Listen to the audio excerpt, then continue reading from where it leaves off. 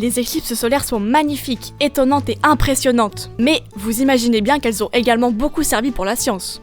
Les éclipses sont tellement remarquables qu'elles ont été remarquées par toutes les anciennes civilisations qui notaient précisément quand elles arrivaient. Ça nous permet d'avoir des archives depuis plus ou moins le début de l'écriture. Grâce à toutes ces données, il n'a pas été difficile de trouver le schéma répétitif de l'apparition des éclipses, très stable dans le futur ou le passé, pour prédire les éclipses futures ou passées. Quand on a entré les modèles modernes d'éclipses dans des ordinateurs, ils indiquent que le long de cette ligne, il y a eu une éclipse en -136. Sauf que les archives montrent que l'éclipse a bien eu lieu, mais à des milliers de kilomètres à Babylone. À partir de là, et en continuant les recherches, les scientifiques se rendent compte que plus on remonte le temps, plus le décalage est grand. Ça nous a permis de prouver que la rotation de la Terre ralentissait. On l'imaginait déjà, parce que les calculs montraient que l'attraction de la Lune, comme lorsqu'elle provoque les marées, ralentissait la rotation de la Terre, allongeant le jour. Grâce aux archives historiques, non seulement on sait que c'est vrai, mais on est capable de le mesurer. Le jour s'allonge de 1,8 millisecondes par siècle. C'est pas la première fois que les éclipses permettent des découvertes inattendues. C'est grâce à une éclipse que les scientifiques ont confirmé la théorie de la relativité générale de Einstein.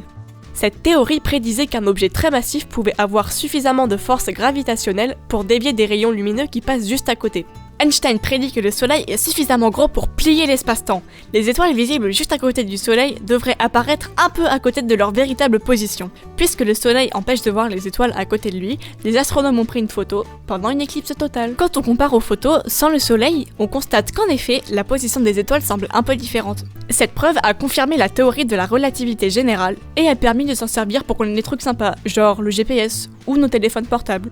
Sur une note plus légère, les éclipses nous ont aussi fait découvrir l'hélium. En 1868, Jules Johnson, un astronome, s'intéresse à la couronne solaire, une couche de l'atmosphère du Soleil très chaude. Et Johnson savait qu'en analysant cette lumière, il pourrait trouver sa composition. Le truc, c'est que la surface du Soleil est très lumineuse et que la lumière de la couronne est bien trop faible par rapport. Encore une fois, l'éclipse sera la solution. D'ailleurs, ce qu'on voit autour de la Lune pendant une éclipse, c'est la couronne. En analysant le spectre de la lumière de la couronne, Johnson et son collègue Norman Lockyer ont pu prouver la composition de cette couronne et ont trouvé un élément encore inconnu, l'hélium. Les éclipses ont fait évoluer la science de bien d'autres manières que ces trois petits exemples. On leur doit aussi la découverte du vent solaire et son influence sur notre atmosphère. Mais avant tout, les éclipses totales sont surtout des phénomènes magnifiques à observer juste pour le plaisir. Même s'il ne faut pas oublier qu'obscurcir le ciel peut éclairer la route des scientifiques.